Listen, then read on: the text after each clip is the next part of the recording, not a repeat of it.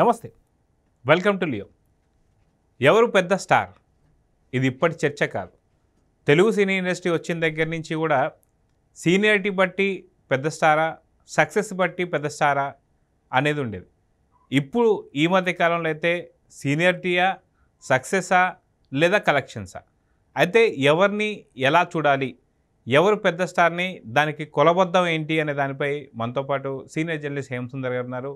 వాళ్ళని అడిగి తెలుసుకుందాం. సార్ నమస్తే. నమస్తే అండి. సీనియారిటీ వల్ల పెద్ద స్టార్ అనుకోవాలా, కలెక్షన్స్ని కొల్లగొట్టే దానిలో పెద్ద స్టార్ అనుకోవాలనే దానిపై ఇప్పుడు అది ఎప్పటి నుంచో చర్చ అయితే ఉంది. అదేవిధంగా చూస్తే తెలుగు సినీ ఇండస్ట్రీలో మొదట సీనియర్గా అనుకున్నటువంటి ఒక స్టార్స్ చూసుకుంటే ఏదైతే మనకి ఉన్నటువంటి ఒక రెండు కళ్ళు అంటున్నటువంటి ఒక ఎన్టీఆర్ గారు కావచ్చు, ఏఎన్ఆర్ గారు కావచ్చు, దీంట్లో కూడా ఎన్టీఆర్ గారి పేరే ముందు వస్తుంది. కానీ తెలుగు సినీ ఇండస్ట్రీకి పరిచయమైంది మాత్రం నాగేశ్వరరావు గారు. అయితే ఎవరిని పెద్ద స్టార్గా చూడాలనేది అప్పటి నుంచి చర్చ మొదలైతే ఇప్పటికీ కూడా ఎవరు పెద్ద స్టార్ అనే దానిపై అయితే ఒక చర్చనైతే నడుస్తుంది. ఎలాగా చూడాలి, ఎవరిని ఏ స్టార్లా చూడాలంటే ఏం చెప్తారు? అంటే పెద్ద స్టార్ అంటే నెంబర్ వన్ స్టార్ ఎవరు, నెంబర్ వన్ స్థానం ఎవరిది అనే దాని మీద ఈ డిస్కషన్ అని చెప్పాలి. ఎందుకంటే ఇవాళ సురేష్ బాబు గారు ఒక ఆంగ్ల మీడియాతో డిస్కషన్ జరిగింది. అల్లు అర్జున్, పవన్ కళ్యాణ్, ప్రభాసు అనే పేర్లు ప్రస్తావనకు వచ్చినాయి. ఇంకా ఉన్నారు హీరోలు.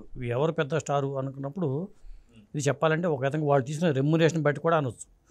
వాళ్ళ సినిమా ఫస్ట్ రోజు వసూలు కలెక్షన్స్ బట్టి చెప్పొచ్చు, లేదా వాళ్ళు తీసుకున్న రెమ్యునరేషన్ ఎక్కువైతే రెమ్యునరేషన్ పరంగా చెప్పాలా, లేదా వరుసపై హిట్లు వస్తే అలా చెప్పాలా అనేది ఇప్పుడున్న పరిస్థితుల్లో చెప్పడం కష్టం. గతంలో ఏంటంటే మనకి ఎన్టీ రామారావు గారు, ఏఎన్ఆర్ గారి కన్నా ముందు నాగయ్య గారు, నారాయణరావు గారు ఇద్దరు నటులు ఉండేవాళ్ళు. వాళ్ళిద్దరు కూడా అప్పుడు సూపర్ స్టార్లే. నాగేశ్వరరావు గారు రాకముందు నాగయ్య గారు, చిత్తూరు నాగయ్య గారు, నారాయణరావు గారు వాళ్ళిద్దరూ సూపర్ స్టార్స్. ఆయన బీదల పాటలు సినిమాకు ₹1,00,000 తీసుకుంటే అది పెద్ద హైయెస్ట్ రెమ్యునరేషన్ అట అప్పట్లో. అంటే వీళ్ళకన్నా వీళ్ళు చిన్న చిన్న రెమ్యునరేషన్ వచ్చిన వాళ్ళే. నాగేశ్వరరావు గారు కానీ, రామారావు గారు కానీ చిన్న చిన్న రెమ్యునరేషన్ వచ్చి ఎదిగారు తర్వాత. అప్పట్లో నాగయ్య గారే నెంబర్ వన్ అనుకోవాలి. ఆయనకన్నా ముందు మనం 1931 తెలుగు సినిమా యుగం స్టార్ట్ అయింది కాబట్టి భక్తి ప్రహ్లాద్ నుంచి అక్కడి నుంచి లెక్కేసుకున్నప్పుడు మనం నాగయ్య గారిని, నారాయణరావు గారిని మర్చిపోకుండా ప్రస్తావించాలి కాబట్టి ప్రస్తావించాను.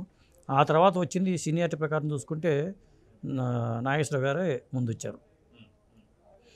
ఆయన స్టార్టింగ్లో వచ్చినా కానీ ఎన్టీ రామారావు గారు వచ్చిన తర్వాత, ఎన్టీ రామారావు గారు మన దేశం సినిమాతో కెరీర్ స్టార్ట్ చేసిన తర్వాత పల్లెటూరు పిల్లలు ఇద్దరు కలిసి నటించారు.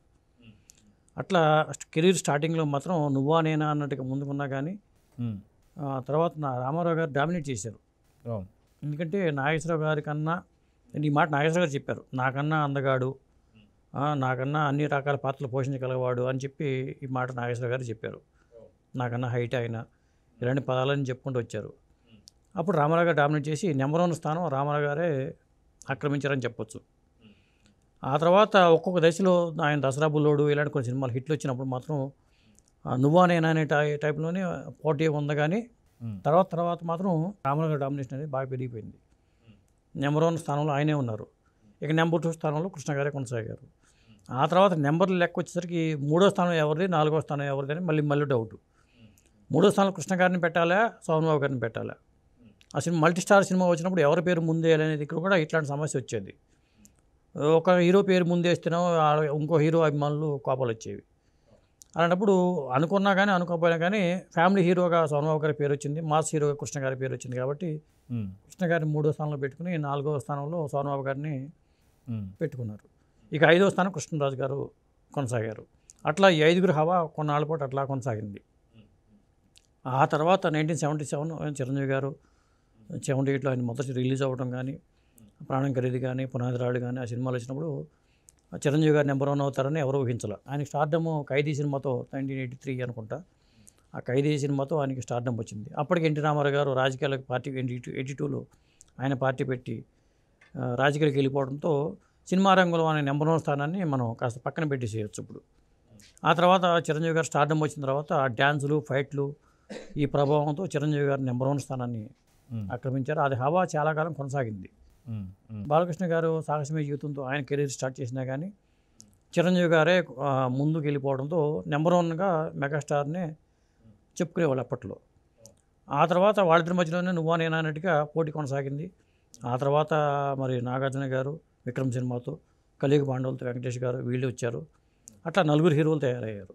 అప్పుడైతే అట్లా 4 సోను బాబు వరకు నలుగురు ఎట్లా ఉన్నారు, ఈ నలుగురు హీరోలు తయారయ్యారు. కానీ ఇక్కడికి వచ్చేసరికి ఏమవుతుందంటే ఇక ఆ తర్వాత జనరేషన్ వచ్చేసరికి హీరోలు కూడా పెరిగిపోవడంతో చెప్పలేని పరిస్థితి అయితే ఉంది. అయితే ఇప్పుడు వచ్చేసరికి మీరు అన్నట్టుగా యువ హీరోలు చాలామంది ఉన్నారు. ఎవరైతే రామ్ చరణ్ కావచ్చు, అది జూనియర్ ఎన్టీఆర్ కావచ్చు, నెక్స్ట్ వచ్చేసి మనకి బన్నీ కావచ్చు, ఇలా చాలామంది చూస్తూ వస్తున్నాం. సో ఇప్పుడు ఎలా చూడాలి, ఇప్పుడు ఏ కొలబద్ద దేనితోని మనం పోల్చాలి అంటే ఏం చెప్తారు? ఇప్పుడు పాన్ ఇండియా అనే పదం వచ్చేసిన తర్వాత ఇప్పుడు చాలా కష్టంగా ఉంది. ఇప్పుడు ప్రభాస్ని నెంబర్ 1 అనాలా, ఎందుకంటే ఎక్కువ రెమ్యునరేషన్ ప్రభాస్ తీసుకున్నాడు కాబట్టి ప్రభాస్ని ఇండియాలో నెంబర్ 1 అనాలా, ఇలాంటి పరిస్థితి వస్తుంది.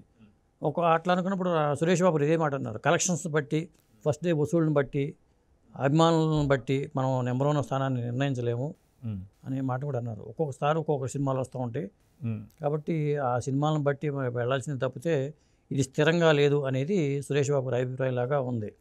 ఎందుకంటే ప్రభాస్ బాహుబలి సినిమా తీసుకున్నా కానీ, ఆ తర్వాత మన కల్కి సినిమా తీసుకున్నా కానీ, ఈ 2 హిట్లేనే కానీ బాహుబలికి కలికి మధ్యలో వచ్చిన సినిమాలు కొన్ని ఆడలేదు కదా. మరి రాధేశ్యామ్ లాంటి సినిమాలు ఉన్నాయి, సాహో లాంటి సినిమాలు ఉన్నాయి, మరి వాటి పరిస్థితి ఏంటి, మరి ప్రభాస్ని నెంబర్ 1 అని చెప్పలేం కదా అనే మాటను ఆయన అన్నారు. ఇక అల్లు అర్జున్ లేకపోతే పవర్ స్టార్ పవన్ కళ్యాణ్ గారి సినిమాలో మరి ఫ్యాన్స్ ఎక్కువ, ఆయన సినిమా రిలీజ్ అయితే మరి వసూళ్ళు కూడా ఎక్కువ ఉంటాయి కాబట్టి అట్లానే మళ్ళీ ఆయనే నెంబర్ 1 అనడానికి లేదు. ఇంకొకటి ఏంటంటే ఆయన అన్న మాటల్లో ఈ అభిమానులు ఉన్నంత మాత్రాన మమ్మల్ని నెంబర్ 1 అన్న స్థానానికి, అంటే ఆయనే సురేష్ బాబు అన్న మాటలు కాకుండా జనరల్గా కూడా అభిమానులు ఎక్కువ ఉన్నంత మాత్రం నెంబర్ 1 అనడానికి కూడా లేదు. ఎక్కువ వరుసపెట్టి హిట్లు వచ్చినప్పుడు ఒక్కోసారి వీళ్ళు ముందుంటారు, ఫ్లాప్ వచ్చినప్పుడు మళ్ళీ వెనకబడిపోతూ ఉంటారు, ఇట్లా జరుగుతూ ఉంటుంది. సో మొత్తానికి ఇప్పుడు ఎవరు నెంబర్ 1 అని చెప్పేసి అనడానికైతే కుదిరే పరిస్థితి లేదు. గతంలో మీరు అన్నట్టు ఒకానొక టైంలో ఎన్టీఆర్ గారు, ఒక తర్వాత చిరంజీవి గారు, కానీ ఈ తరంలో ఎవరు అంటే మటుకు సమాధానం అయితే. ఇంకోటి ఏంటంటే దర్శకులు బట్టి కూడా ఉంటుంది, ప్రభావం ఉంటుంది అన్నాడు ఆయన. రాజమౌళి గారి సినిమా అన్నప్పుడు ఆటోమేటిక్గా ఆ హీరో ఉన్నా కానీ, స్టార్ హీరో ఉన్నా కానీ రాజమౌళి గారికి ఆ స్టార్డమ్ ఆయన దర్శకుడిగా ఆయనకు ఉంది కదా, దర్శకులను బట్టి కూడా చెప్పాల్సి వస్తుంది అనే మాటని సురేష్ బాబు గారు అన్నారు. ఒక సినిమా జడ్జి చేయడానికి, ఆ హీరో స్టామినాని జడ్జి చేయడానికి దర్శకుల ప్రభావం కూడా ఉంటున్నప్పుడు కేవలం హీరోకి ఆపాదించడం కూడా కరెక్ట్ కాదు. ఇవన్నీ ఈ క్యాలిక్యులేషన్స్ అన్నీ ఉంటున్నాయి. ఇప్పుడు బిచ్చిగాడికి డబ్బులు వచ్చినాయి, ఆ స్టార్టింగ్ ఓపెనింగ్ రోజుని డబ్బు రాలేదు, ఆ తర్వాత బిచ్చిగాడి సినిమా హిట్ అయిపోయిన తర్వాత ఆ సినిమా వసూలు చేసిన తర్వాత మరి అతను పెద్ద హీరో అనలేము, కాకపోతే మళ్ళీ తర్వాత మళ్ళీ ఫ్లాప్లు అయిపోతాయి. ఈ స్టార్డమ్ అనేది చిరంజీవిగా నెంబర్ 1 స్థానం అనేది నాకు తెలిసినంత వరకు చిరంజీవి గారితోనే మనం సంఖ్యలు చెప్పాలంటే చిరంజీవి గారితోనే ఆగిపోయిందని చెప్పాలి. ఇక ఆ తర్వాత నెంబర్ 1 హీరో ఎవరనేది మాత్రం జడ్జి చేయడం చాలా కష్టం. దానికి కారణం ఏంటంటే గతంలో హీరోలు ఏంటంటే నెలకు ఒక సినిమా, సంవత్సరానికి 10 సినిమాలు 12 సినిమాలు చేసిన పరిస్థితిలో నెంబర్ 1గా ఉండేది, స్థానం ఉండేది. ఇప్పుడు హీరోలు కూడా ఎక్కువ సినిమాలు చేయట్లా, సినిమాలు కూడా తగ్గిపోయినాయి. సంవత్సరానికి 2 ఏళ్ళకో సినిమాలు వస్తున్నప్పుడు నెంబర్ 1 స్థానాన్ని ఎలా నిర్ణయిస్తాం? సినిమాల సంఖ్య తగ్గిపోవడం వల్ల కూడా పెద్ద హీరో వీళ్ళు పెద్ద హీరో అని చెప్పాల్సిన పరిస్థితి అయితే ఉంది. సో చూద్దాం సార్, మొత్తానికి తెలుగు సినీ ఇండస్ట్రీలో ఎవరు నెంబర్ 1 అని చెప్పే పరిస్థితులు అయితే ఇప్పుడు లేరు. కాకపోతే ఎవరు హిట్ కొడితే వాళ్ళే నెంబర్ 1గా భావించాల్సిన పరిస్థితి. చూద్దాం సార్ ఏం జరుగుతుంది. నమస్తే.